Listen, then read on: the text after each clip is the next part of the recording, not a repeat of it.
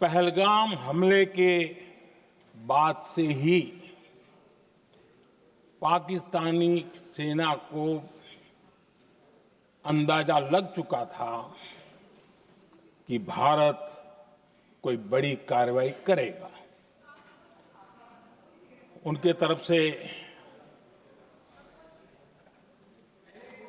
Nuclear की धमकियों के भी बयान आना शुरू हो चुके थे। भारत ने 6 मई रात और 7 मई सुबह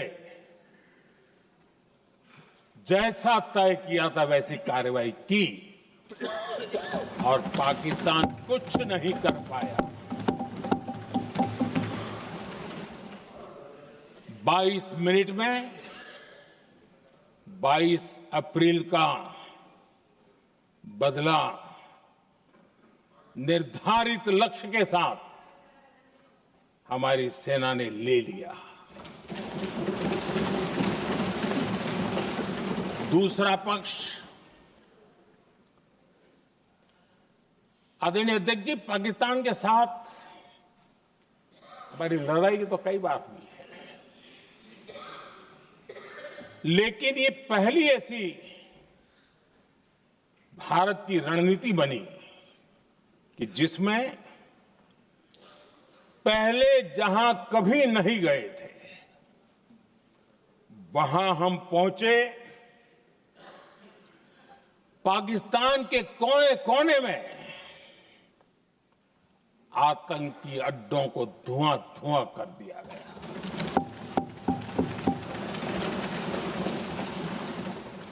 आतंक के गढ़ कोई सोच नहीं सकता कि वहां तक कोई जा सकता है। बहावलपुर और मुर्ग के उसको भी जमीन दोस्त कर दिया गया। आदरणीय अध्यक्ष जी, हमारे सेनाओं ने आतंकी अड्डों को तबाह कर दिया। तीसरा पक्ष, पाकिस्तान की न्यूक्लियर धमकी को हमने झूठा साबित कर दिया।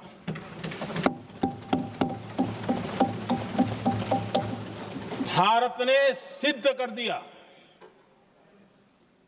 कि न्यूक्लियर ब्लैकमेलिंग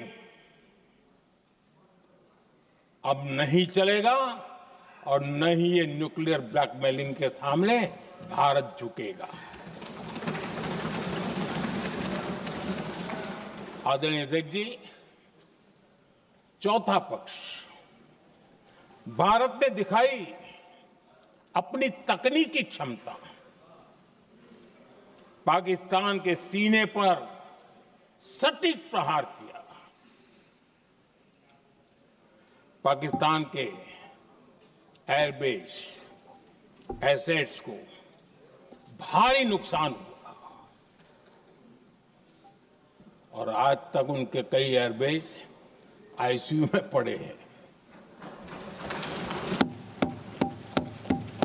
आज टेक्नोलॉजी आधारित युद्ध का युग है। ऑपरेशन सिंदूर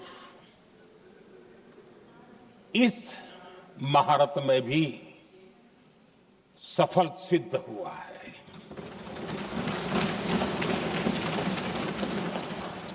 अगर पिछले 10 साल में जो हमने तैयारियां की हैं वो न की होती तो इस तकनीक के युग में हमारा कितना नुकसान हो सकता था, इसका हम अंदाज लगा सकते हैं।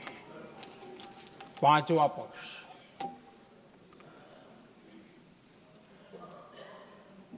ऑपरेशन सिंदूर के दरमियान पहली बार हुआ जब आत्मनिर्भर भारत की ताकत को दुनिया ने पहचाना। Made in India drone, made in India missile ने पाकिस्तान के हथियारों की पोल खोल करके रख दी।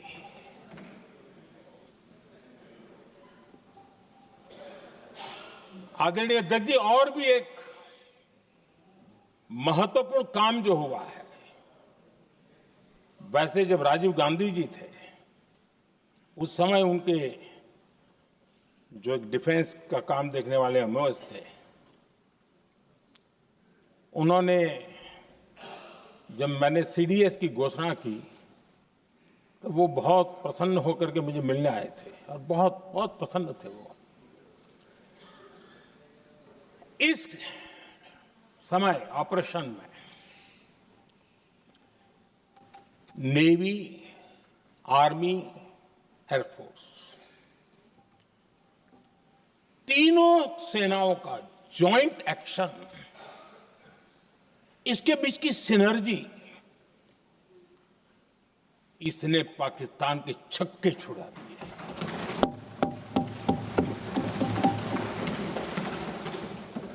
आदरणीय अध्यक्ष जी, आतंक की घटनाएं पहले भी देश में होती थी, लेकिन पहले आतंकवादियों के मास्टरमाइंड निश्चिंत होते थे और वो आगे की तैयारी में लगे रहते थे, उनको पता था कुछ नहीं होगा। लेकिन अब स्थिति बदल गई है। अब हमले के बाद मास्टरमाइंड को नींद नहीं आती। उनको पता है कि भारत आएगा और मार के जाएगा।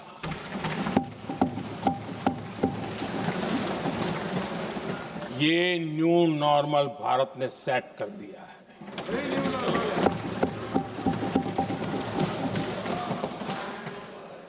आदरणीय अध्यक्ष जी, दुनिया ने देख लिया कि हमारी कार्यवाही का दायरा कितना बड़ा, स्केल कितना बड़ा। सिंदूर से लेकर के सिंधु तक पाकिस्तान पर कार्रवाई की है। ऑपरेशन सिंदूर ने तय कर दिया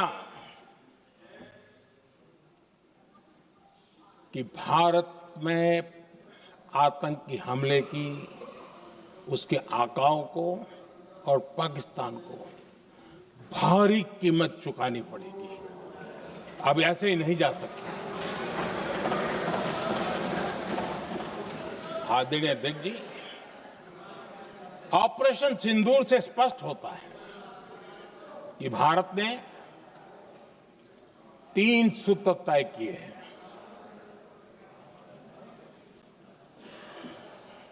अगर भारत पर आतंकी हमला हुआ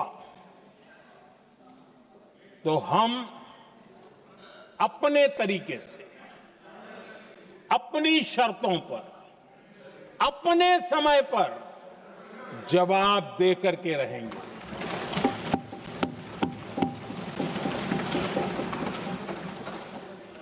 दूसरा, कोई भी न्यूक्लियर ब्लैकमेल अब नहीं चलेगा।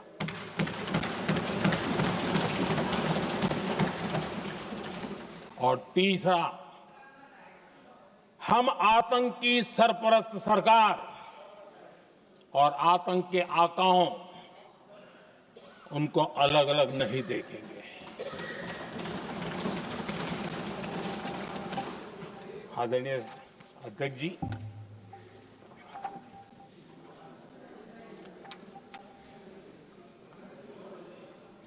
यहां पर विदेश नीति को लेकर के भी काफी बातें कही गई हैं।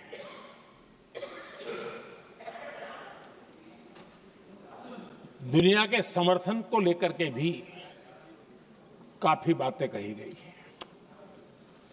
मैं आज सदन में कुछ बातें पूरी स्पष्टता से कह रहा हूं। दुनिया में किसी भी देश ने भारत को अपनी सुरक्षा में कार्रवाई करने से रोका नहीं है।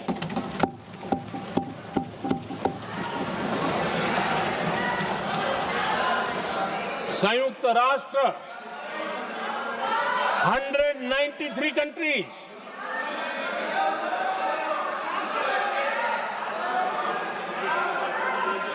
सिर्फ 3 देश 193 कंट्री में सिर्फ 3 देश ऑपरेशन सिंदूर के दौरान पाकिस्तान के समर्थन में बयान दिया था. Only 3 countries. क्वाड हो, ब्रिक्स हो, फ्रांस, रूस, जर्मनी, कोई भी देश का नाम ले लीजिए.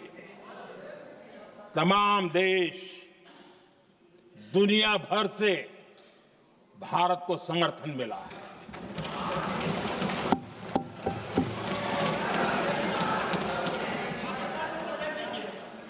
आदरणीय अध्यक्ष जी, दुनिया का समर्थन तो मिला, दुनिया के देशों का समर्थन मिला, माननीय, लेकिन ये दुर्भाग्य है कि मेरे देश के वीरों के पराक्रम को कांग्रेस का समर्थन नहीं.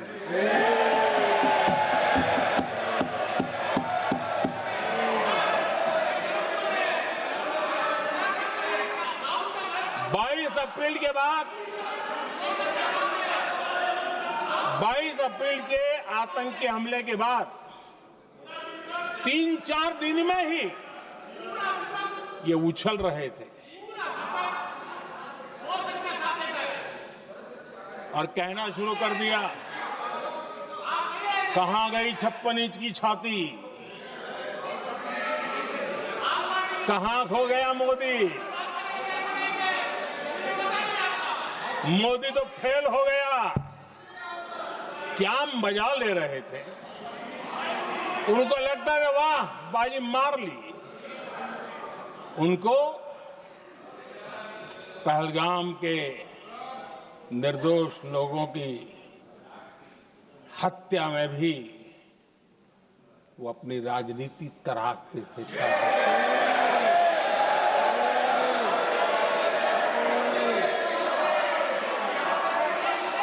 अपनी स्वार्थी राजनीति के लिए मुझ पर निशाना साध रहे थे, लेकिन उनकी ये बयानबाजी, इनका छिछोरापन देश के सुरक्षा बलों का मनोबल गिरा रहा था.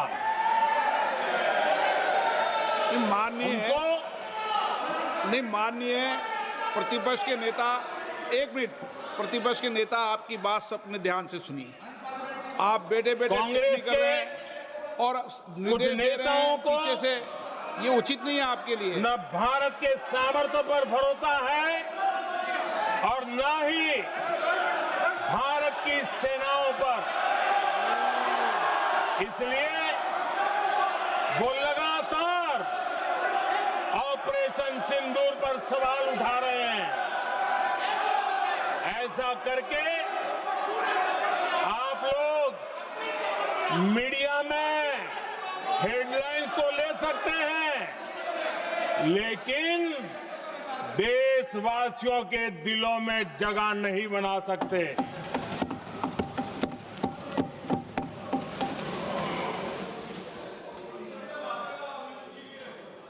आदरणीय सभापति जी, आदरणीय अध्यक्ष जी, 10 मई को भारत ने ऑपरेशन सिंदूर के तहत हो रहे एक्शन को रोकने की घोषणा की.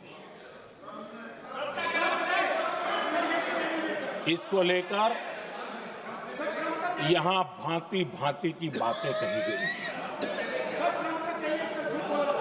ये वही प्रोपेगेंडा है जो सीमा पार से फैलाया गया है. कुछ लोग सेना द्वारा दिए गए तथ्यों की जगह पाकिस्तान के झूठ प्रचार को आगे बढ़ाने में जुटे हुए हैं,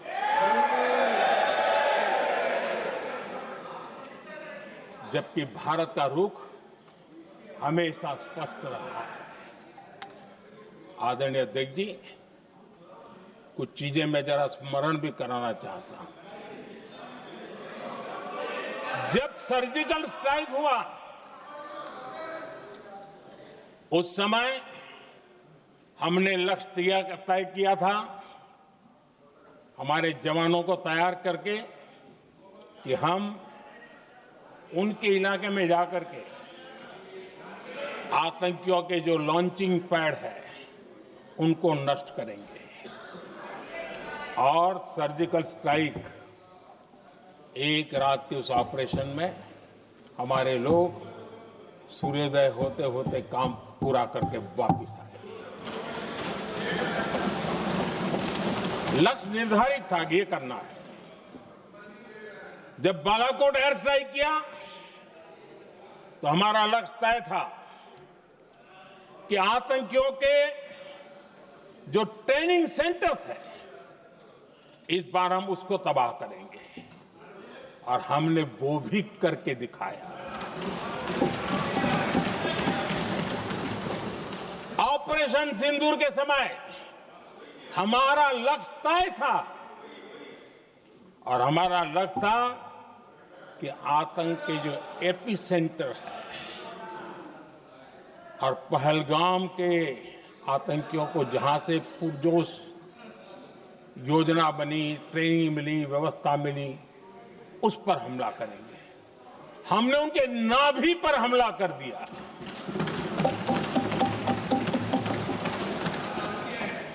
जहां पहलगाम के आतंकियों का रिक्रूटमेंट हुआ, ट्रेनिंग होती थी, फंडिंग होता था, उन्हें टेक्निकल सपोर्ट मिलता था, शस्त्र सरंजाम मिलता था, उस जगह को आइडेंटिफाई किया और हमने सटीक तरीके से ऑपरेशन सिंदूर के तहत आतंकियों की नाभि पे प्रहार कर दिया। और आदरणीय अध्यक्ष जी, इस बार भी हमारी सेना ने 100% लक्ष्यों को हासिल करके देश के सामर्थ्य का परिचय किया।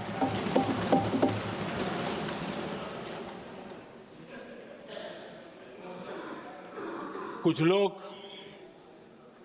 जानबूझ करके कुछ चीजें भूलने में इंटरेस्टेड होते हैं। देश भूलता नहीं है, देश को याद है। 6 रात और 7 मई सुबह ऑपरेशन हुआ था, और 7 मई को सुबह भारत ने प्रेस कॉन्फ्रेंस हमारी सेना ने की, और इस प्रेस कॉन्फ्रेंस में भारत ने स्पष्ट कर दिया था, और पहले दिन से क्लियर था कि हमारा लक्ष्य है आतंकियों के आका, आतंकियों की जो व्यवस्थाएं जहां से होती है वो, और उनके अड्डे, उनको हम ध्वस्त करना चाहते थे। और हमने प्रेस कॉन्फ्रेंस में कह दिया था, हमने हमारा काम कर दिया है, हमने जो तय किया था पूरा कर दिया है।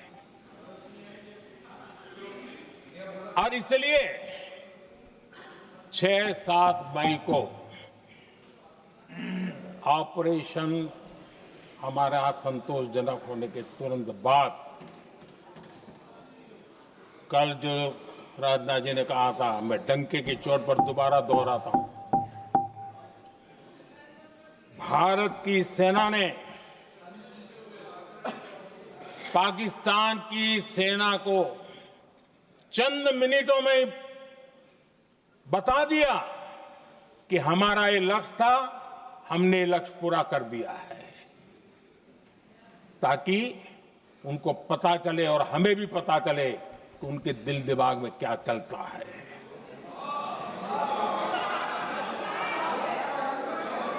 हमने अपना लक्ष्य 100% हासिल कर लिया था,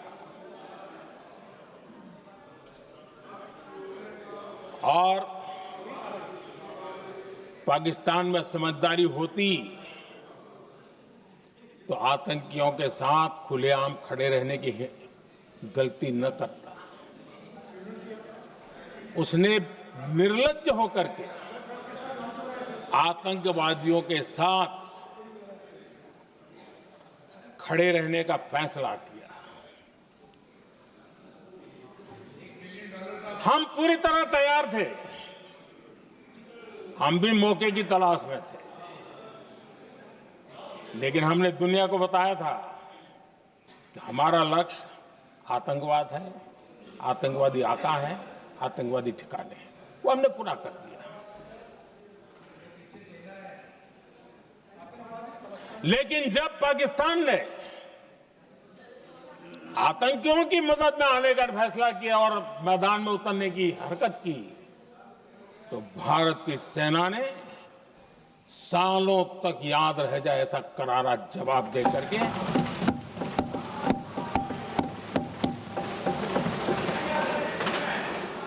9 मई की मध्य रात्रि और 10 मई की एक प्रकार से सुबह हमारी मिसाइलें उन्होंने पाकिस्तान के हर कोने में प्रचंड प्रहार किया, जिसकी पाकिस्तान ने कभी कल्पना नहीं की थी, और पाकिस्तान को घुटनों पर आने के लिए मजबूर कर दिया।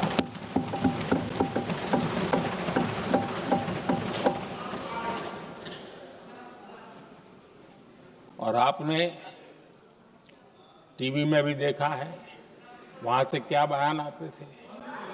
पाकिस्तान के लोग, अरे मैं तो स्विमिंग पूल में नहा रहा था, कोई कह रहा था मैं तो दफ्तर जाने की तैयारी कर रहा था। हम कुछ सोचे पहले तो भारत ने तो हमला कर दिया। ये पाकिस्तान के लोगों के बयान है और देश ने देखे हैं। स्विमिंग पूल में नहा रहा था।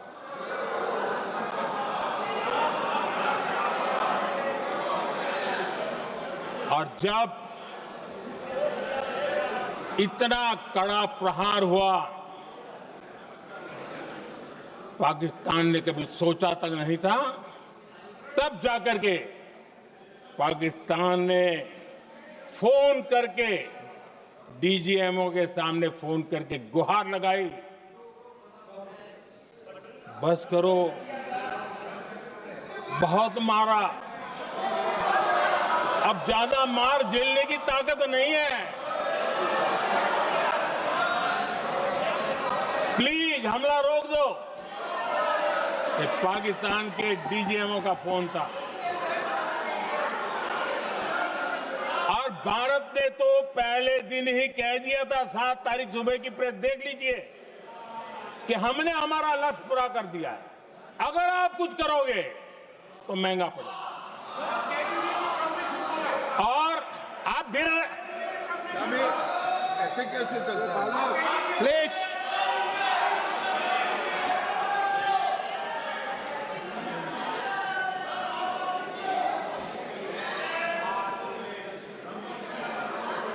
मैं आज दोबारा कह रहा हूं, ये भारत की स्पष्ट नीति थी, सुविचारित नीति थी, सेना के साथ मिलकर के तय की हुई नीति थी, और वे ये थी कि हम आतंक, उनके आका, उनके ठिकाने, ये हमारा लक्ष्य है। और हमने कहा, पहले दिन प्रेस कॉन्फ्रेंस में कहा है कि हमारा एक्शन नॉन एक्सीलेटरी है, ये हमने कह करके किया है। और इसके लिए साथियों हमने हमला रोका। अध्यक्ष जी, दुनिया के किसी भी नेता ने भारत के ऑपरेशन रोकने के लिए नहीं कहा।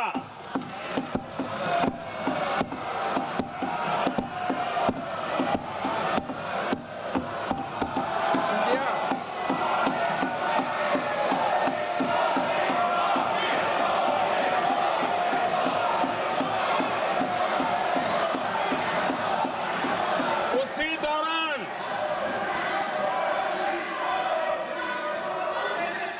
9 तारीख को रात को अमेरिका के उपराष्ट्रपति जी ने मुझसे बात करने का प्रयास किया। वो घंटे भर कोशिश कर रहे थे, लेकिन मेरी सेना के साथ मीटिंग चल रही थी, तो मैंने उनका फोन उठा नहीं पाया। बाद में मैंने उनको कॉल बैक किया। मैंने कहा कि आपका फोन था, 3-4 बार आपका फोन आ गया, क्या है? तो अमेरिका के उपराष्ट्रपति जी ने मुझे फोन पे बताया कि पाकिस्तान बहुत बड़ा हमला करने वाला है, ये उन्होंने मुझे बताया। मेरा जो जवाब था, जिनको समझ नहीं आता है उनको तो नहीं आएगा,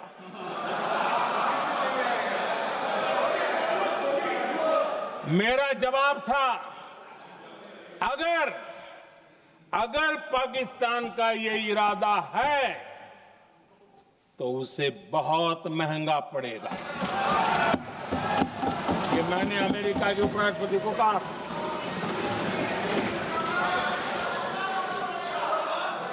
अगर पाकिस्तान हमला करेगा तो हम बड़ा हमला कर करके जवाब देंगे, ये मेरा जवाब था।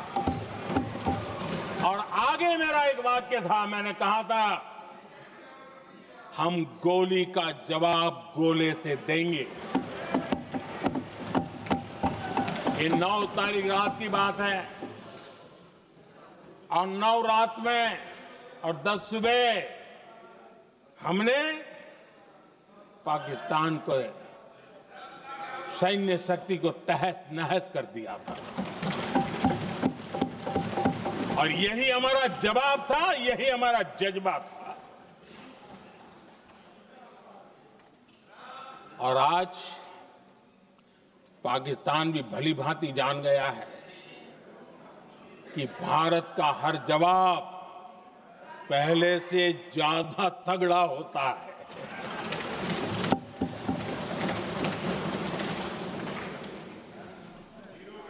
उसे यह भी पता है कि अगर भविष्य में नौबत आई तो भारत आगे कुछ भी कर सकता है। और इसलिए मैं फिर से लोकतंत्र के इस मंदिर में दोहराना चाहता हूं, ऑपरेशन सिंदूर जारी है।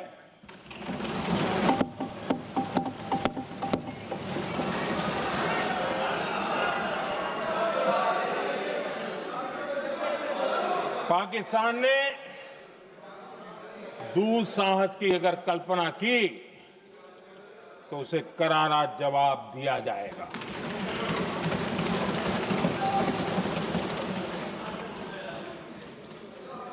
आदरणीय अध्यक्ष जी, आज का भारत आत्मविश्वास से भरा हुआ है। आज का भारत आत्मनिर्भरता के मंत्र को लेकर के पूरी शक्ति के साथ तेज गति से आगे बढ़ रहा है। देश देख रहा है भारत आत्मनिर्भर बनता जा रहा है। लेकिन देश ये भी देख रहा है कि एक तरफ तो भारत आत्मनिर्भरता की ओर तेज गति से आगे बढ़ रहा है, लेकिन कांग्रेस मुद्दों के लिए पाकिस्तान पर निर्भर होती जा रही है।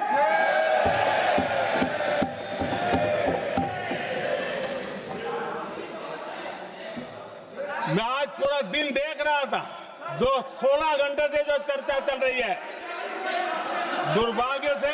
प्लीज बैठिए, सब जवाब दे दिया आपका, आप सुनते नहीं, सबका जवाब दे दिया। प्लीज दुर्भाग्य से सुनिए जवाब। कांग्रेस को पाकिस्तान के मुद्दे इंपोर्ट करने पड़ रहे हैं।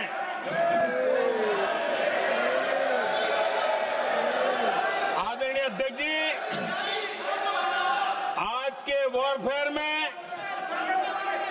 इंफॉर्मेशन और नैरेटिव्स की प्लीज बैठिए।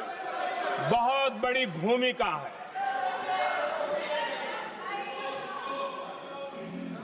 नैरेटिव घड़ करके एआई का भी भरपूर उपयोग करके सेनाओं के मनोबल को कमजोर करने के खेल भी खेले जाते हैं। जनता के अंदर अविश्वास पैदा करने के भी भरपूर प्रयास होते हैं। दुर्भाग्य से कांग्रेस और उसके सहयोगी पाकिस्तान के ऐसे ही प्रपंच के प्रवक्ता बन चुके हैं।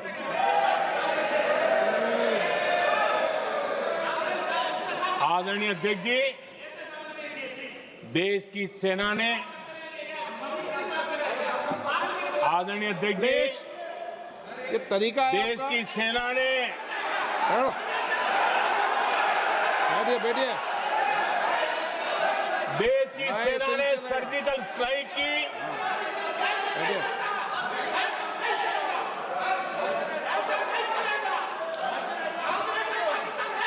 जब बैठिए बैठिए बैठिए।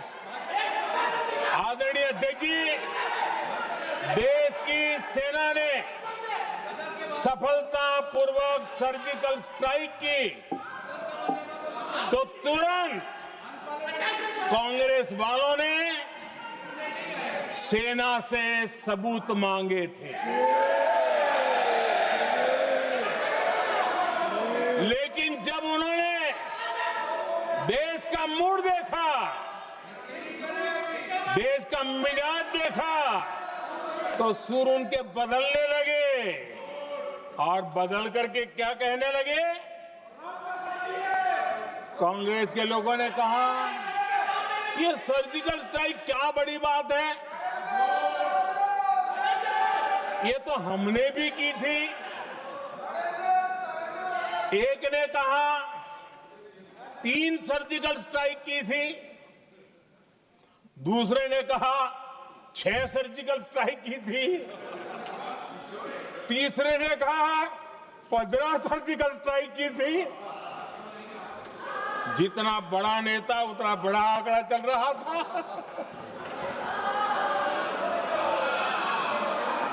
आदरणीय अध्यक्ष जी, इसके बाद बालाकोट में सेना ने एयर स्ट्राइक की। अब एयर स्ट्राइक तो ऐसी थी कि वो कुछ कह नहीं सकते थे, इसलिए ये तो नहीं कहा कि भाई हमने भी की थी। उसमें तो उन्होंने समझदारी दिखाई, लेकिन फोटो मांगने लगे। एयर स्ट्राइक हुई तो फोटो दिखाओ, क्या कहां गिरा, क्या तोड़ा, कितना तोड़ा, कितने मरे, बस यही पूछते रहे। पाकिस्तान भी यही पूछता था, ये भी यही पूछते थे। इतना ही नहीं, आदरणीय अध्यक्ष जी, जब पायलट अभिनंदन पकड़े गए तो पाकिस्तान में तो खुशी का माहौल होना स्वाभाविक था कि उनके हाथ में भारत की सेना का एक पायलट उनके हाथ लगा था। लेकिन यहां पर भी कुछ लोग थे जो कानों कानों में कह रहे थे, अब मोदी फंसा, अब अभिनंदन वहां आए, मोदी ला करके दिखा दे, अब देखते हैं मोदी क्या करता है। आज डंके की चोट पर अभिनंदन वापिस आए।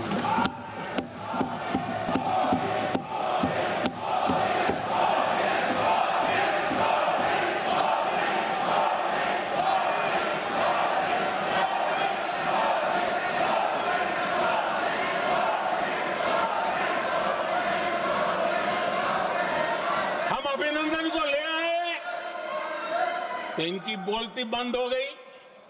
इनको लगा यार ये नसीब वाला आदमी है, हमारा हथियार हाथ से निकल गया। आदरणीय अध्यक्ष जी, पहलगाम हमले के बाद हमारा बीएसएफ का एक जवान पाकिस्तान के कब्जे में गया तो फिर इनको लगा वाह बड़ा मुद्दा हाथ में आ गया है, अब मोदी फंस जाएगा। अब तो मोदी की फजीयत जरूर होगी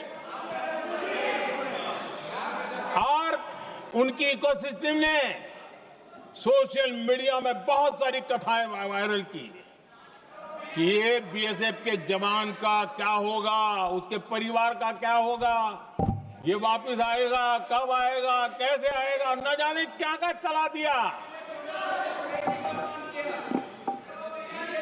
आदरणीय अध्यक्ष जी, बीएसएफ का वो जवान भी आन बान शान के साथ वापस आया।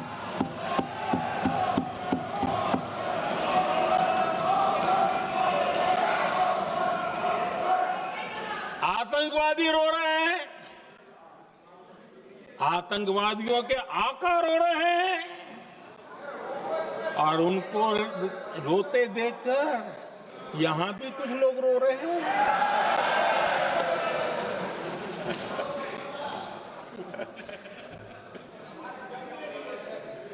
अब देखिए, सर्जिकल स्ट्राइक चल रही थी, उसके बाद उन्होंने एक खेल खेलने की कोशिश की, बात जमी नहीं। एयर स्ट्राइक हुई तो दूसरा खेल खेलने की कोशिश की, वो भी जमी नहीं। जब ये ऑपरेशन सिंदूर हुआ तो उन्होंने नया पैंतरा शुरू किया।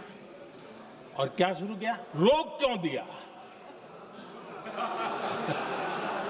पहले तो मानने को तैयार नहीं थे कि मुक्त करते, अब कहते रोक क्यों दिया।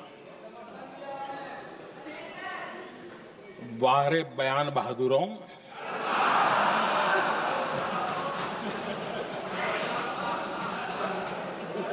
आपको विरोध का कोई न कोई बहाना चाहिए और इसलिए सिर्फ मैं नहीं, पूरा देश आप पर हंस रहा है।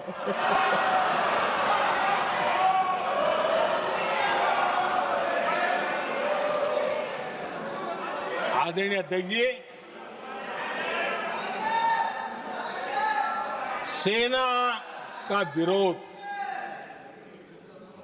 सेना के प्रति एक पता नहीं नेगेटिविटी, ये कांग्रेस का पुराना रवैया रहा है। देश ने अभी अभी करगिल विजय दिवस मनाया, लेकिन देश पूरी तरह जानता है कि उनके कार्यकाल में और आज तक करगिल के विजय को कांग्रेस ने अपनाया नहीं। न करगिल विजय दिवस मनाया है, न करगिल विजय का गौरव किया। इतिहास साक्षी है अध्यक्ष जी। जब डोकलाम में सैन्य हमारा शौर्य दिखा रहा था, तब कांग्रेस के नेता चुपके चुपके किससे ब्रीफिंग लेते थे वो सारी दुनिया अब जान गई।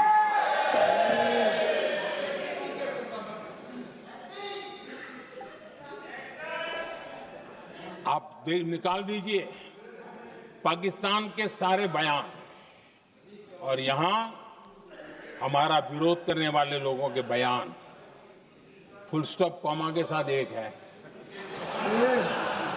क्या कहेंगे इसको? और बुरा लगता है सच बोलते हैं तो। पाकिस्तान के साथ सुर में सुर मिला दिया जाता है। आदरणीय अध्यक्ष जी,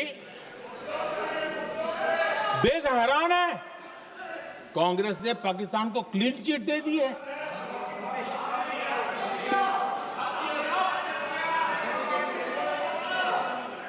उनकी ये हिम्मत, और इनकी आदत जाती नहीं है, ये हिम्मत कि पहलगाम के आतंकी पाकिस्तानी थे, इसका सबूत दो।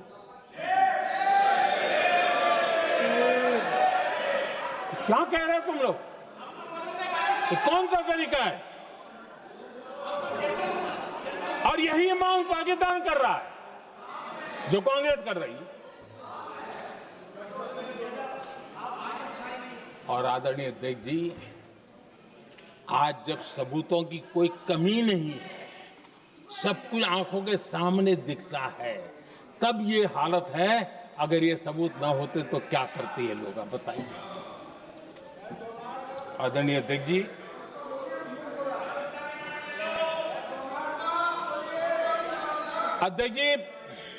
ऑपरेशन सिंदूर के एक पार्ट की तरफ तो चर्चा भी बहुत होती है, ध्यान भी जाता है, लेकिन देश के लिए कुछ गौरव की क्षणें होती हैं, ताकत की परिचय होता है, उसकी तरफ भी ध्यान जाना बहुत आकर्षित है।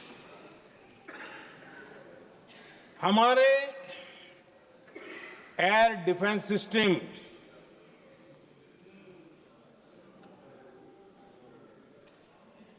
दुनिया में इसकी चर्चा है। हमारे एयर डिफेंस सिस्टम ने पाकिस्तान की मिसाइल और ड्रोन्स उसको तिनके की तरफ बिखेर दिया था।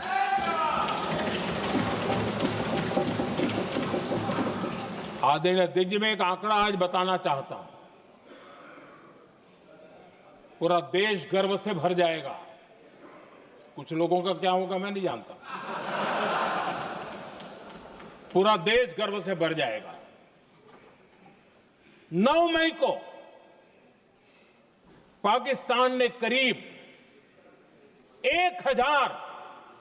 1000 मिसाइलों और आर्म ड्रोन्स के भारत पर बहुत बड़ा हमला करने की कोशिश की। 1000 ये मिसाइलें भारत के किसी भी हिस्से पर गिरती तो वहां भयंकर तबाही मचती, लेकिन 1000 मिसाइल्स और ड्रोन्स को भारत ने आसमान में ही चूर चूर कर दिया।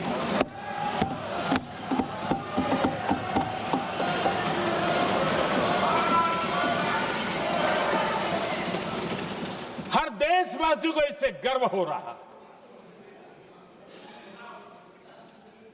लेकिन जैसे कांग्रेस के लोग इंतजार कर रहे थे, कुछ तो गड़बड़ होगी यार, मोदी मरेगा, कहीं तो फंसेगा।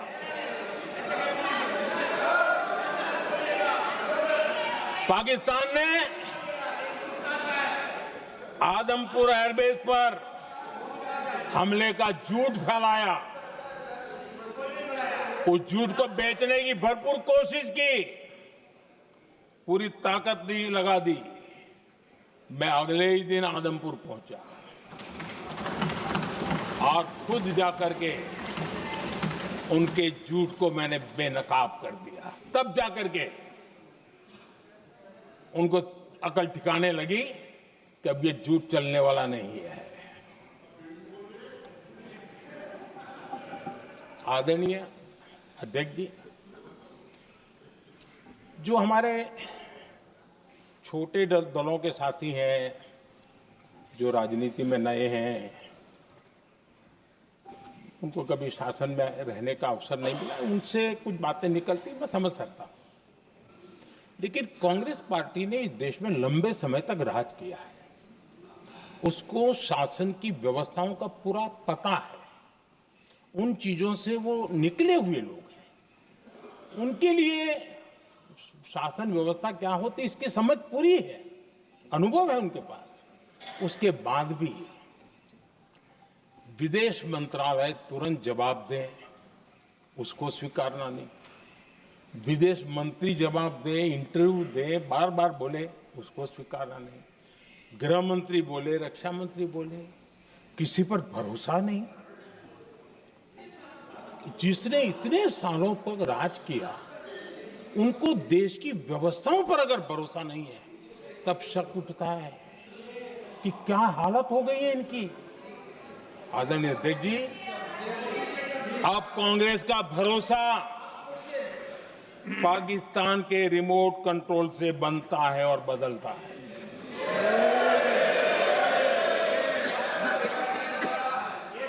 आदरणीय अध्यक्ष जी, एक बिल्कुल कांग्रेस के नए सदस्य, यानी उनको तो क्षमा करनी चाहिए, नए सदस्य को क्या कहेंगे, लेकिन कांग्रेस के आका जो उनको लिख करके देते हैं और उनसे बुलवाते हैं, खुद में हिम्मत नहीं है, उनसे बुलवाते हैं कि ऑपरेशन सिंदूर, ये तो तमाशा था,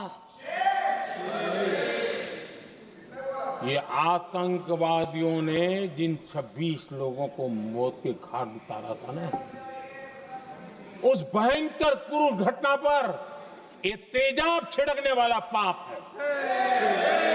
तमाशा कहते हो? आपकी असहमति हो सकती है, और ये कांग्रेस के नेता बुलवाते हैं।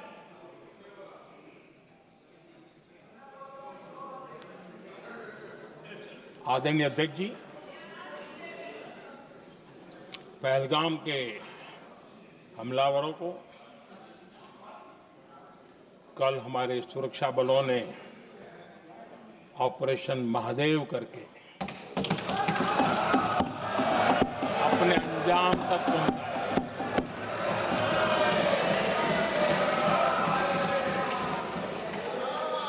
लेकिन मैं हैरान हूं कि यहां ठहाके लगा के पूछा गया कि आखिर ये कल ही क्यों हुआ।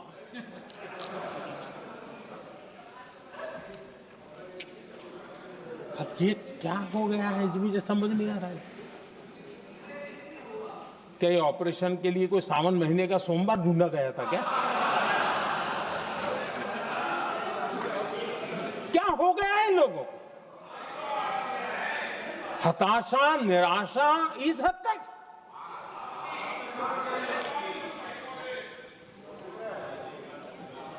और देखिए मजा, पिछले कई सप्ताह से हाँ ऑपरेशन सिंदूर वगैरह तो ठीक है, पहलगाम के आतंकियों का क्या हुआ, पहलगाम के आतंकियों का अब हुआ तो कल क्यों हुआ?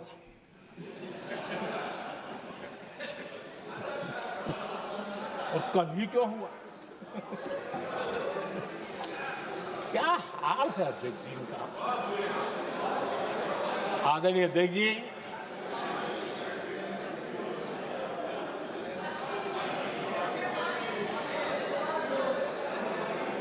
आदरणीय अध्यक्ष जी, शास्त्रों में कहा गया है, हमारे शास्त्रों में कहा गया है, शस्त्रेण रक्षिते राष्ट्रे, शस्त्रेण रक्षिते राष्ट्रे शास्त्र चर्चा प्रवर्तते। अर्थात जब राष्ट्र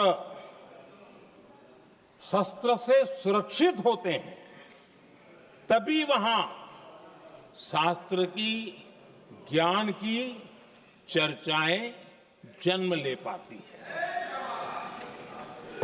जब सीमा पर सेनाएं मजबूत होती हैं तभी लोकतंत्र प्रखर होता है। आदरणीय अध्यक्ष जी, ऑपरेशन सिंदूर बीते दशक में भारत की सेना के सशक्तिकरण का एक साक्षात प्रमाण है। ऐसे ही नहीं हुआ है। कांग्रेस के शासन के दौरान सेनाओं को आत्मनिर्भर बनाने के संबंध में सोचा तक नहीं जाता था। आज भी आत्मनिर्भर शब्द की मजाक उड़ाई जाती है। वैसे वो महात्मा गांधी से आया हुआ है, लेकिन आज भी मजाक उड़ाई जाती है। हर रक्षा सौदे में कांग्रेस अपने मौके खोजती रहती थी।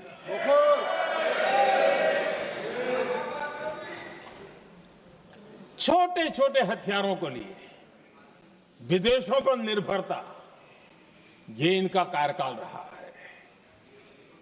Bullet proof jacket, night vision camera तक नहीं होते थे और लंबा लिस्ट है। जीप से शुरू होता है, बफो, हेलीकॉप्टर, हर चीज के साथ घोटाला जुड़ा हुआ है। आदरणीय अध्यक्ष जी, हमारी सेनाओं को आधुनिक हथियारों के लिए दशकों तक इंतजार करना पड़ा। आजादी के पहले, और इतिहास गवाह, एक जमाना था जब डिफेंस मैन्युफैक्चरिंग में भारत का आवाज सुनाई देती थी। जिस समय तलवारों से लड़ा जाता था ना, तब भी तलवारें भारत की श्रेष्ठ मानी जाती थी। हम डिफेंस के इक्विपमेंट में आगे थे। लेकिन आजादी के बाद जो एक मजबूत डिफेंस इक्विपमेंट मैन्युफैक्चरिंग का हमारा दायरा था, जो हमारा पूरा इकोसिस्टम था, उसको सोच समझ करके तबाह कर दिया गया, उसको दुर्बल किया गया।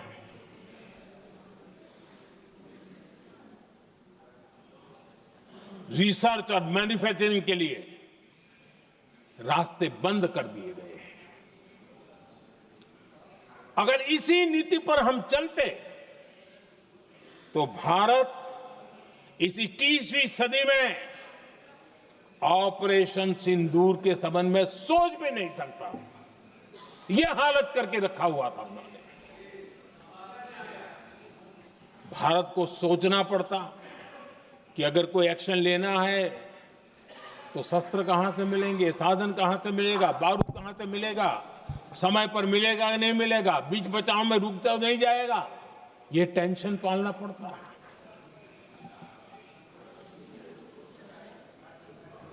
आदरणीय अध्यक्ष जी, बीते एक दशक में मेक इन इंडिया हथियार सेना को मिले, उन्होंने इस ऑपरेशन में बहुत निर्णायक भूमिका निभाई।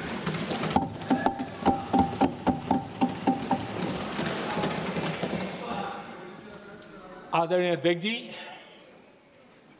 एक दशक पहले भारत के लोगों ने संकल्प लिया, हमारा देश सशक्त, आत्मनिर्भर और आधुनिक राष्ट्र बने।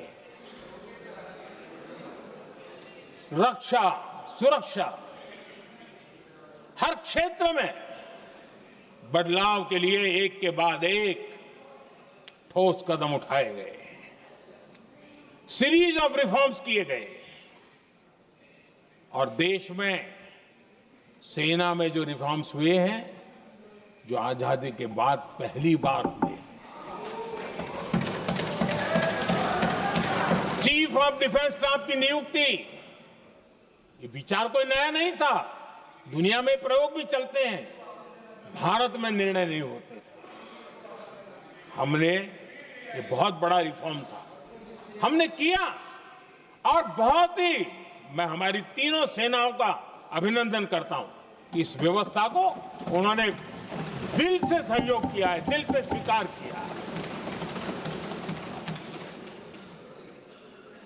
सबसे बड़ी ताकत जॉइंटनेस और इंटीग्रेशन की इस समय नेवी हो, एयरफोर्स हो, आर्मी हो, ये इंटीग्रेशन और जॉइंटनेस ने हमारी ताकत को अनेक गुना बढ़ा दिया, और उसका परिणाम भी हमें नजर में आया है, ये हमने करके देखा है। सरकार की जो डिफेंस प्रोडक्शन की कंपनियां थी, उसमें हमने रिफॉर्म किए। शुरुआत में वहां पर आग लगाना, आंदोलन करवाना, हड़तालें करवाने के खेल चल रहे थे, अभी भी बंद नहीं हुए हैं, लेकिन देश हित को सर्वोपरि मान करके उन डिफेंस इंडस्ट्री के हमारे जो लोग थे सरकारी व्यवस्था में, उन्होंने इसको मन से लिया, रिफॉर्म को स्वीकार किया, और वो भी आज बहुत प्रोडक्टिव बन गए। इतना ही नहीं, हमने प्राइवेट सेक्टर के लिए भी डिफेंस के दरवाजे खोल दिए हैं, और आज भारत का प्राइवेट सेक्टर आगे आ रहा है। आज स्टार्टअप्स डिफेंस के क्षेत्र में हमारे 27-30 साल के नौजवान, टियर 2, टियर 3 सिटी के नौजवान, कई कुछ जगह तो बेटियां स्टार्टअप का नेतृत्व कर रही है। डिफेंस के सेक्टर में सैकड़ों की तादाद में आज स्टार्टअप काम कर रहे हैं। ड्रोन्स, एक प्रकार से मैं कह सकता हूं, ड्रोन्स की जितनी भी एक्टिविटी हमारे देश में हो रही है, शायद एवरेज 30-35 की उम्र होगी जो लोग कर रहे हैं, सारे लोग, और सैकड़ों की तादाद में कर रहे हैं। और उसका ताकत, क्योंकि इनका भी योगदान था इसमें, जिन्होंने इस प्रकार के प्रोडक्शन किए हैं, और वो हमें ऑपरेशन सिंदूर में बहुत काम आए। मैं उन सबके प्रयासों को बहुत साधुवाद करता हूं और मैं उनको विश्वास दिलाता हूं, आगे बढ़िए, अब देश रुकने वाला नहीं है। आदरणीय अध्यक्ष जी, डिफेंस सेक्टर में मेक इन इंडिया ये नारा नहीं था। हमने इसके लिए बजट पॉलिसी में जो परिवर्तन करना था, जो नए इनिशिएटिव ले रहे थे, वो नए इनिशिएटिव लिए। और सबसे बड़ी बात, क्लियर कट विजन के साथ हमने देश में make in India defence sector के अंदर तेज गति से हम आगे बढ़ रहे हैं। आदरणीय अध्यक्ष जी, एक दशक में डिफेंस का बजट लगभग पहले से 3 गुना हुआ है। डिफेंस प्रोडक्शन में करीब करीब 250% वृद्धि हुई है, 250% वृद्धि हुई है। 11 वर्षों में डिफेंस एक्सपोर्ट 30 गुना से भी ज्यादा बढ़ा है, 30 गुना से ज्यादा। डिफेंस एक्सपोर्ट आज दुनिया के करीब 100 देशों तक हम पहुंचे। और आदरणीय अध्यक्ष जी, कुछ चीजें ऐसी होती हैं जो इतिहास में बहुत बड़ा प्रभाव छोड़ती हैं। ऑपरेशन सिंदूर ने डिफेंस का जो मार्केट है उसमें भारत का झंडा गाड़ दिया है। भारत के हथियारों की डिमांड आज बढ़ती चली जा रही है, मांग बढ़ रही है। ये भारत में उद्योगों को भी बल देगी, एमएसएमई को बल देगी, हमारे नौजवानों को रोजगार देगी, और हमारे नौजवान अपनी बनाई चीजों से दुनिया में अपनी ताकत का प्रदर्शन कर पाएंगे। ये आज दिख रहा है, मैं देख रहा हूं। डिफेंस के क्षेत्र में जो आत्मनिर्भर भारत की दिशा में हम जो कदम उठा रहे हैं, मैं हैरान हूं। कुछ लोगों को आज भी तकलीफ हो रही है, जैसे उनका खजाना लूट गया। ये कौन सी मानसिकता है? देश को ऐसे लोगों को पहचानना होगा। आदरणीय अध्यक्ष जी, मैं स्पष्ट करना चाहता हूं, डिफेंस में भारत का आत्मनिर्भर होना ये आज की शस्त्रों की स्पर्धा में के काल में विश्व शांति के लिए भी जरूरी है।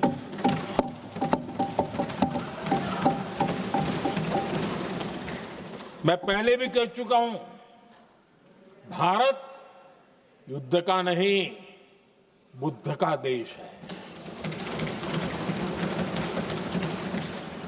हम समृद्धि, शांति चाहते हैं, लेकिन हम ये कभी न भूले कि समृद्धि का और शांति का रास्ता शक्ति से ही गुजरता है।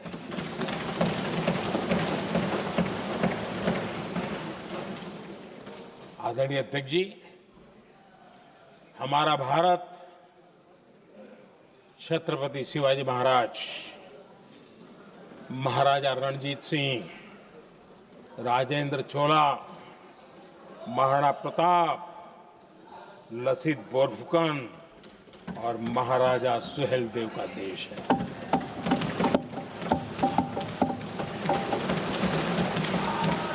आदरणीय अध्यक्ष जी, हम विकास और शांति के लिए सामरिक सामर्थ्य पर भी फोकस करते हैं।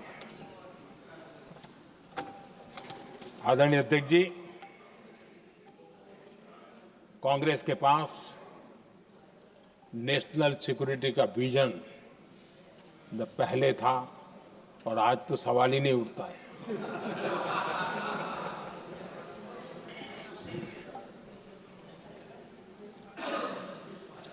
कांग्रेस ने हमेशा नेशनल सिक्योरिटी पर समझौता किया है।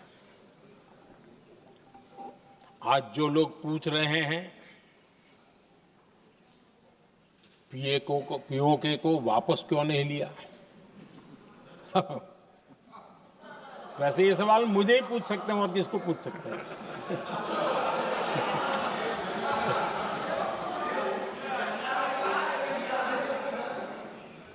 लेकिन इसके पहले जवाब देना होगा पूछने वालों को।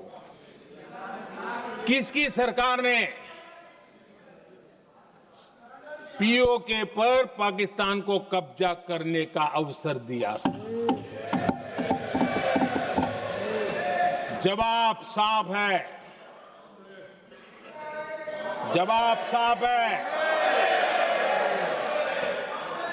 जब भी मैं नेहरू जी की चर्चा करता हूं तो कांग्रेस और उसका पूरा इकोसिस्टम बिलबिला जाता है, पता नहीं क्या है।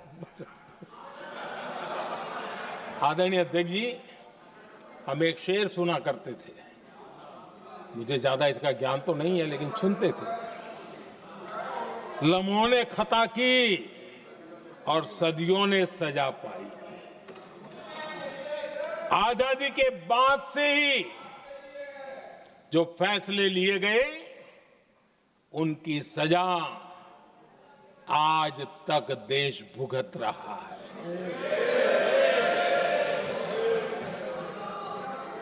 यहां बार बार एक बात का जिक्र हुआ और मैं फिर से करना चाहूंगा। अक्साई चीन की उस पूरे क्षेत्र को बंजर जमीन करार दिया गया, ये कह करके तो बंजर है। देश की 38,000 वर्ग किलोमीटर जमीन हमें खोनी पड़ी।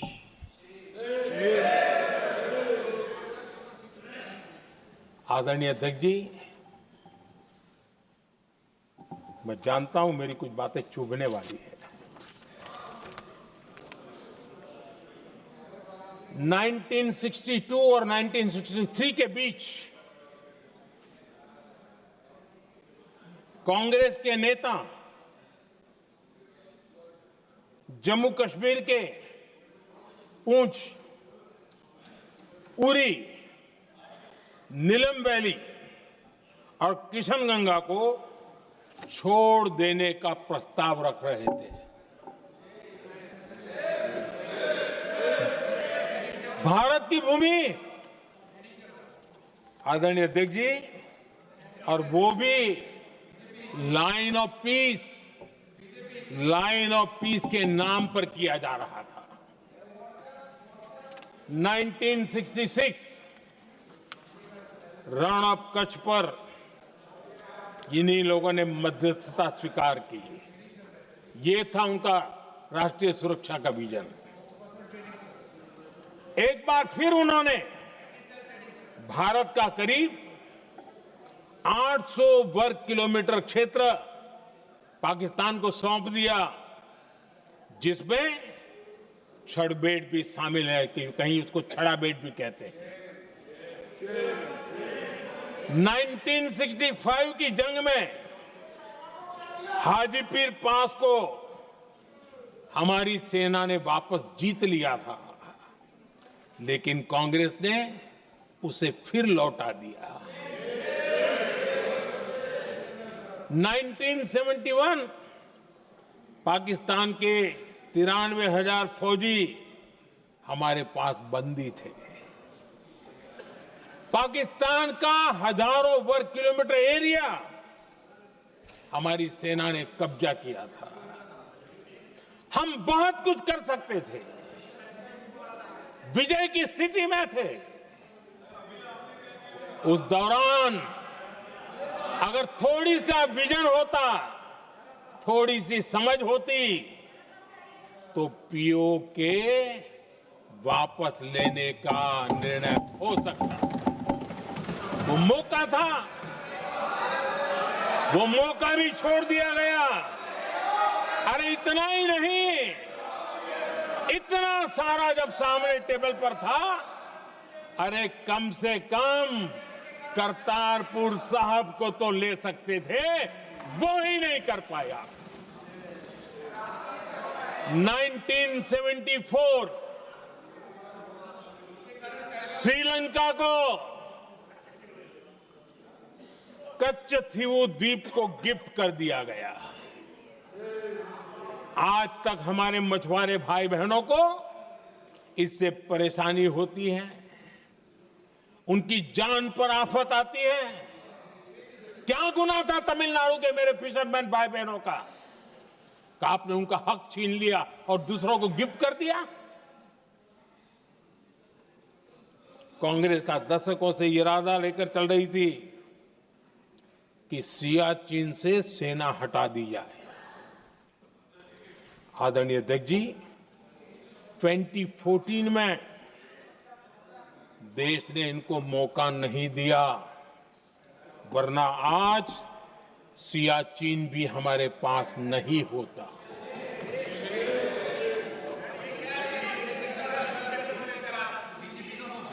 आदरणीय अध्यक्ष जी, आजकल कांग्रेस के जो लोग हमें डिप्लोमेसी का पाठ पढ़ा रहे हैं, मैं उन्हें उनकी डिप्लोमेसी याद दिलाना चाहता हूं, ताकि उनको भी कुछ याद रहे, पता चले। 26/11 जैसे भयंकर हमले के बाद बहुत बड़ा आतंकी हमला था। कांग्रेस का पाकिस्तान से प्रेम नहीं रुका। इतनी बड़ी घटना 26/11 की हुई थी। विदेशी दबाव में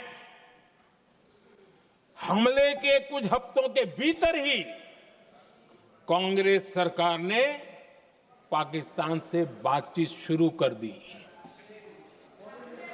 आदरणीय अध्यक्ष जी, कांग्रेस सरकार ने 26/11 की इतनी बड़ी घटना के बाद भी एक भी डिप्लोमेट को भारत से बाहर निकालने की हिम्मत नहीं की। छोड़ो, इधर एक वीजा तक कैंसिल नहीं किया, एक वीजा तक कैंसिल नहीं कर पाए थे। देश पर पाकिस्तानी स्पॉन्सर बड़े बड़े हमले होते गए, लेकिन यूपीए सरकार ने पाकिस्तान को मोस्ट फेवर्ड नेशन का दर्जा देकर रखा था। वो कभी वापस नहीं लिया था। एक तरफ देश मुंबई के हमले का ये न्याय मांग रहा था, दूसरी तरफ कांग्रेस पाकिस्तान के साथ व्यापार करने में लगी थी।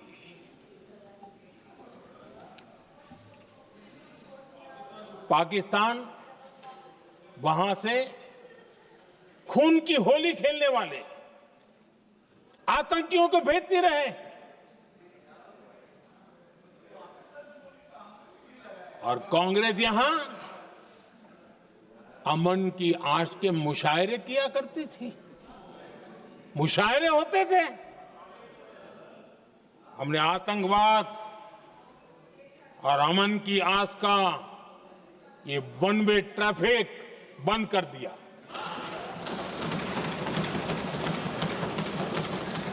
हमने पाकिस्तान का एमएफएन का दर्जा रद्द किया, वीजा बंद किया। हमने अटारी वाघा बॉर्डर को बंद कर दिया। आदरणीय अध्यक्ष जी,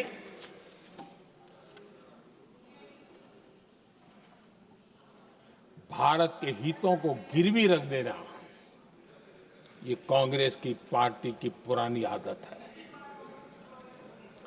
इसका सबसे बड़ा उदाहरण सिंधु जल समझौता है। सिंधु जल समझौता किसने किया? नेहरू जी ने किया। और मामला किससे जुड़ा था? भारत से निकलने वाली नदियां, हमारे यहां से निकली हुई नदियां, उसका वो पानी था। और वो नदियां हजारों साल से भारत की सांस्कृतिक विरासत रही है, भारत की चैतन्य शक्ति रही है। भारत को सुजलाम सुफलाम बनाने में उन नदियों का बहुत बड़ा योगदान रहा है। सिंधु नदी जो सदियों से भारत की पहचान हुआ करती थी, उसी से भारत जाना जाता था। लेकिन नेहरू जी और कांग्रेस ने सिंधु और झेलम जैसी नदियों पर विवाद के लिए पंचायत किसको दी? वर्ल्ड बैंक को दी। वर्ल्ड बैंक फैसला करे क्या कर रहा है? नदी हमारी, पानी हमारा।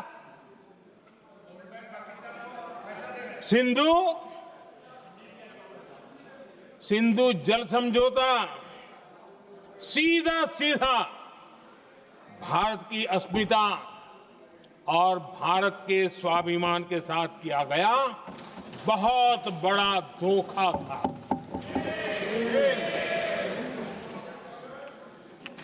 आदरणीय अध्यक्ष जी, आज के देश के युवा ये बात सुनते होंगे तो उनको भी आश्चर्य होगा कि ऐसे लोग थे हमारे देश का काम करते थे। नेहरू जी ने इस ट्रीटी करी और क्या किया? ये जो पानी था, जो नदियां थी, जो भारत से निकल रही थी, उन्होंने 80% पानी पाकिस्तान को देने के लिए वो राजी हो गए। और इतना बड़ा हिंदुस्तान, उसको सिर्फ 20% पानी। कोई मुझे समझाए भाई ये कौन सी बुद्धिमानी थी? कौन सा देश हित था? कौन सी डिप्लोमेसी थी? क्या हालत करके बना के रखा था आप लोगों ने? इतनी बड़ी आबादी वाला हमारा देश, हमारे यहां से निकलती हुई ये नदियां, और सिर्फ 20% पानी, और 80% पानी उन्होंने उसको दिया जो देश खुलेआम भारत को अपना दुश्मन करार कर देता रहा है, दुश्मन कहता रहा। और ये पानी पर किसका हक था? हमारे देश के किसानों का, हमारे देश के नागरिकों का। हमारा पंजाब, हमारा जम्मू कश्मीर देश के एक बहुत बड़े हिस्से को इन्होंने पानी के संकट में धकेल दिया, इस एक कारण से। और राज्यों के भीतर भी पानी को लेकर के आपस में संघर्ष पैदा हुई है, प्रतिस्पर्धा पैदा हुई, और उनका जिस पर हक था उस पर पाकिस्तान मौज करता रहा। और ये दुनिया में अपनी डिप्लोमेसी के पाठ पढ़ाते रहते हैं। आदरणीय अध्यक्ष जी, अगर ये ट्रीटी न होती तो पश्चिमी नदियों पर कई बड़ी परियोजनाएं बनती। पंजाब, हरियाणा, राजस्थान और दिल्ली, वहां के किसानों को भरपूर पानी मिलता, पीने के पानी की कोई समस्या नहीं रहती। औद्योगिक प्रगति के लिए भारत बिजली बना पाता। इतना ही नहीं, नेहरू जी ने इसके उपरांत करोड़ों रुपए भी दिए ताकि पाकिस्तान नहर बना सके।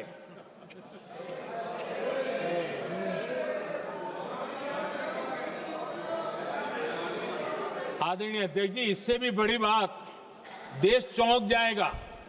ये चीजें छिपाई गई है, दबा दी गई है। कहीं भी बांध बनता है तो उसमें एक मैकेनिज्म होता है उसकी सफाई का, डीसिल्टिंग का। उसमें जो मिट्टी भर जाती है, बाकी घास वगैरह आकर के भर जाता है तो उसकी कैपेसिटी कम होती है, तो उसकी सफाई के लिए यानी इनबिल्ट व्यवस्था होती है। नेहरू जी ने पाकिस्तान के कहने पर यह शर्त स्वीकार की है कि इन बांध में जो मिट्टी आएगी, कूड़ा कचरा आएगा और बांध भर जाएगा, इसकी सफाई नहीं कर सकते, डीसिल्टिंग नहीं कर सकते हैं। बांध हमारे यहां, पानी हमारा, लेकिन निर्णय पाकिस्तान का कि आप डीसिल्टिंग नहीं कर सकते। इतना ही नहीं, जब इस बार मैं डिटेल में गया तो एक बांध तो ऐसा है कि जहां ये डीसिल्टिंग के लिए जो गेट होता है ना, उसको वेल्डिंग कर दिया गया है ताकि कोई गलती से भी खोल करके मिट्टी को निकाल ना दे। पाकिस्तान ने नेहरू जी से लिखवा लिया था कि भारत बिना पाकिस्तान की मर्जी अपने बांधों में जमा होने वाली मिट्टी साफ नहीं करेगा, डीसिल्टिंग नहीं करेगा।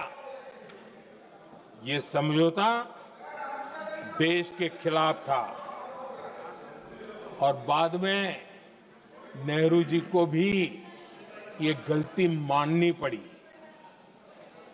इस समझौते में निरंजन दास गुलाटी करके एक सज्जन उसमें जुड़े हुए थे। उन्होंने एक किताब लिखी है। उस किताब में उन्होंने लिखा है कि फरवरी 1961 में नेहरू ने उनसे कहा था, गुलाटी, मुझे उम्मीद थी कि यह समझौता अन्य समस्याओं के समाधान का रास्ता खोलेगा, लेकिन हम वहीं हैं जहां पहले थे। ये नेहरू जी ने कहा। नेहरू जी केवल तत्कालिक प्रभाव देख पा रहे थे, इसलिए उन्होंने कहा कि हम वहीं के वहीं हैं, लेकिन सच्चाई ये कि इस एग्रीमेंट के कारण देश बहुत पिछड़ गया, देश बहुत पीछे चल गया और देश का बहुत नुकसान हुआ। हमारे किसानों को नुकसान हुआ, हमारी खेती को नुकसान हुआ। और नेहरू जी उस डिप्लोमेसी को जानते थे जिसमें किसान का कोई वजूद ही नहीं था। यह हाल करके रखा था उन्होंने। आदरणीय अध्यक्ष जी, पाकिस्तान आगे दशकों तक भारत के साथ युद्ध और छद्म युद्ध, प्रॉक्सी वॉर करता ही रहा, लेकिन कांग्रेस की सरकारों ने बाद में भी सिंधु जल समझौते की तरफ देखा तक नहीं, नेहरू जी की गलती को सुधारा तक नहीं। आदरणीय अध्यक्ष जी, लेकिन अब भारत ने पुरानी गलती को सुधारा है, ठोस निर्णय लिया है। भारत ने नेहरू जी द्वारा किए गई बहुत बड़ी ब्लंडर, सिंधु जल समझौते को देश हित में, किसानों के हित में एबेंस में रख दिया है। देश का अहित करने वाला ये समझौता अब इस रूप में आगे नहीं चल सकता। भारत ने तय कर दिया है, खून और पानी साथ साथ नहीं बह सकते।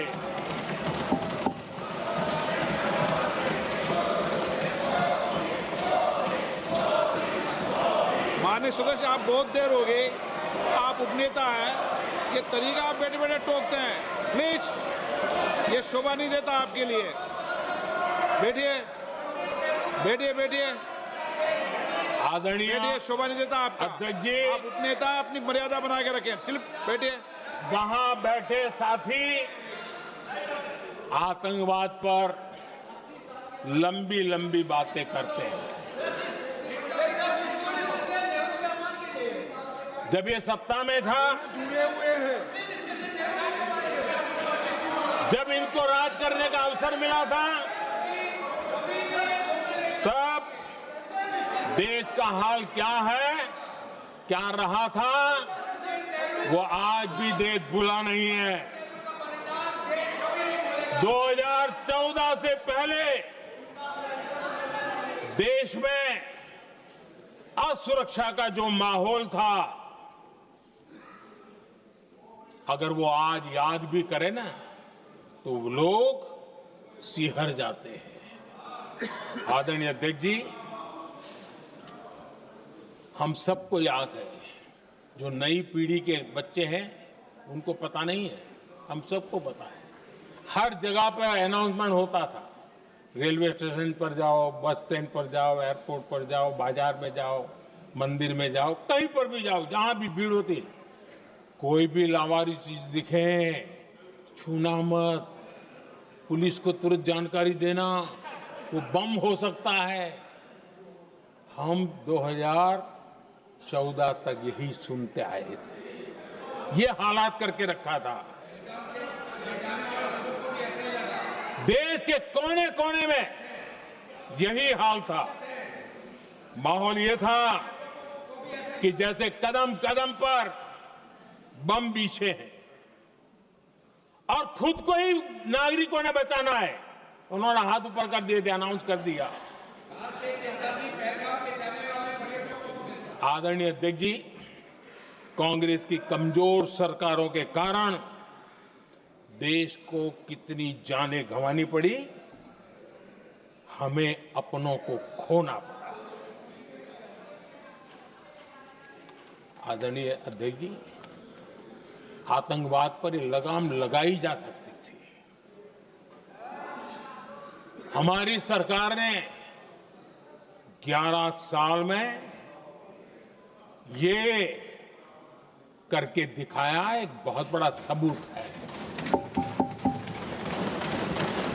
2004 से 14 के बीच जो आतंकी घटनाएं होती थी, उन घटनाओं में बहुत बड़ी कमी आई है। इसलिए देश भी जानना चाहता है,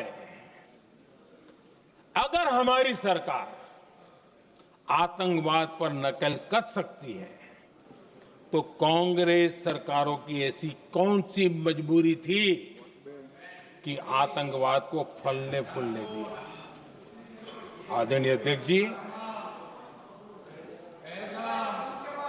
कांग्रेस के राज में आतंकवाद अगर फला फूला है, तो उसका एक बड़ा कारण इनकी तुष्टीकरण की राजनीति है,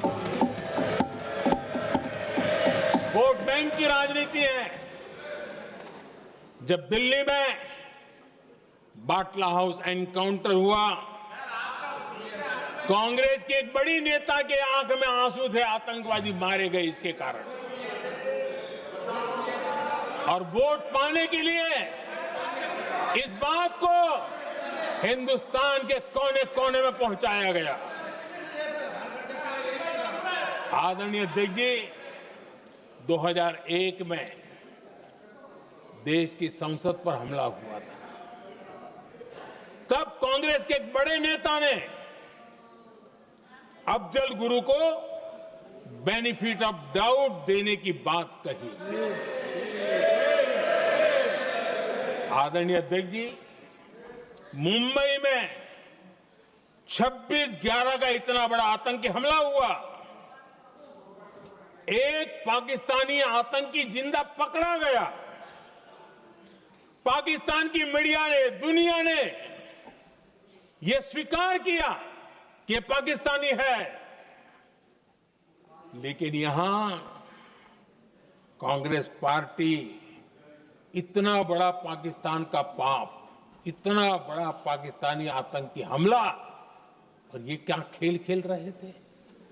वोट बैंक की राजनीति के लिए क्या कर रहे थे? कांग्रेस पार्टी इसको भगवा आतंक सिद्ध करने में जुटी हुई है।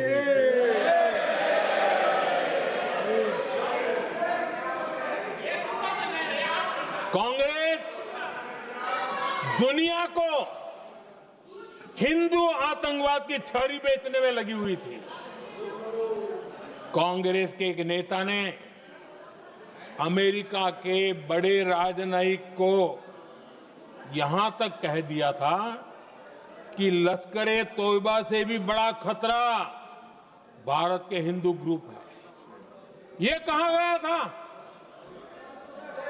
तुष्टीकरण के लिए कांग्रेस ने जम्मू कश्मीर में भारत का संविधान, बाबा साहब अंबेडकर का संविधान, उसे जम्मू कश्मीर में पैर नहीं रखने दिए। इन्होंने घुसने नहीं दिया, उसे बाहर रखा। तुष्टीकरण और वोट बैंक की राजनीति के लिए कांग्रेस हमेशा देश की सुरक्षा को बलि चढ़ाती रही। आदरणीय अध्यक्ष जी, तुष्टीकरण के लिए ही कांग्रेस ने आतंकवाद से जुड़े कानूनों को कमजोर किया। गृहमंत्री जी ने आज विस्तार से सदन में कहा है, इसलिए मैं इसको रिपीट करना नहीं चाहता। आदरणीय अध्यक्ष जी,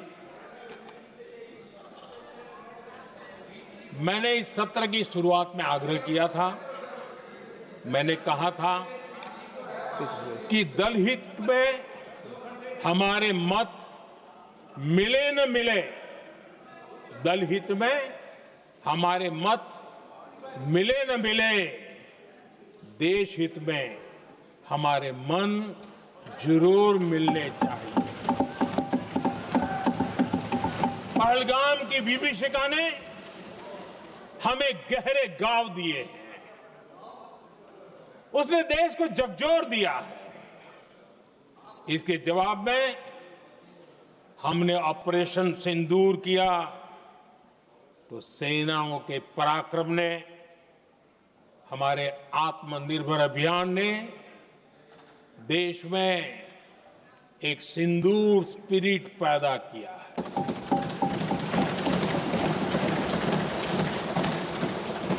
ये सिंदूर स्पिरिट हमने तब भी देखी जब दुनिया भर में हमारे प्रतिनिधि मंडल भारत की बात बताने गए।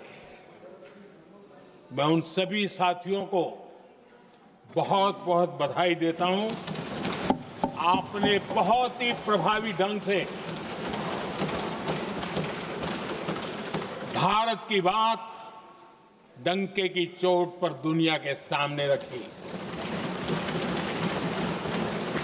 लेकिन मुझे दुख इस बात का है, हैरानी भी है, जो खुद को कांग्रेस के बड़े नेता समझते हैं, उनके पेट में दर्द हो रहा है कि भारत का पक्ष दुनिया के सामने क्यों रखा गया। शायद कुछ नेताओं को सदन में बोलने पर भी पाबंदी लगा दी गई।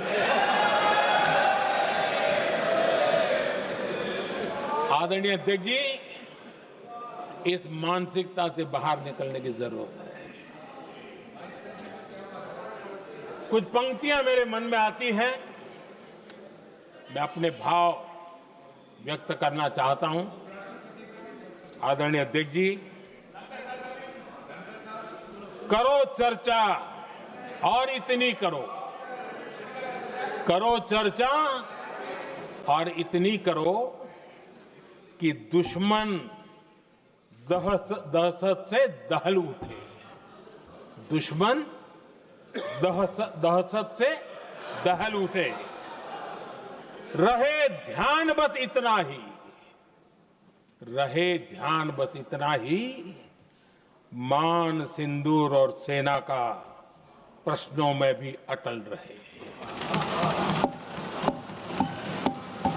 हमला मां भारती पर हुआ अगर, तो प्रचंड प्रहार करना होगा।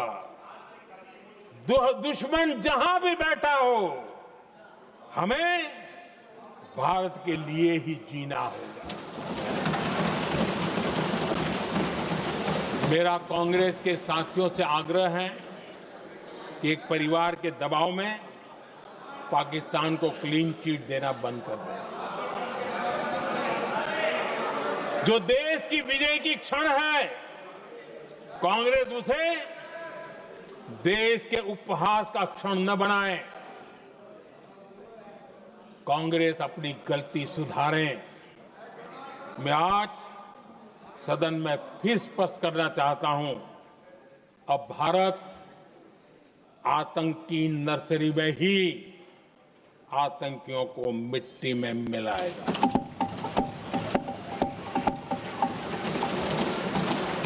हम पाकिस्तान को भारत के भविष्य से खेलने नहीं देंगे और इसलिए ऑपरेशन सिंदूर खत्म नहीं हुआ है। ऑपरेशन सिंदूर जारी है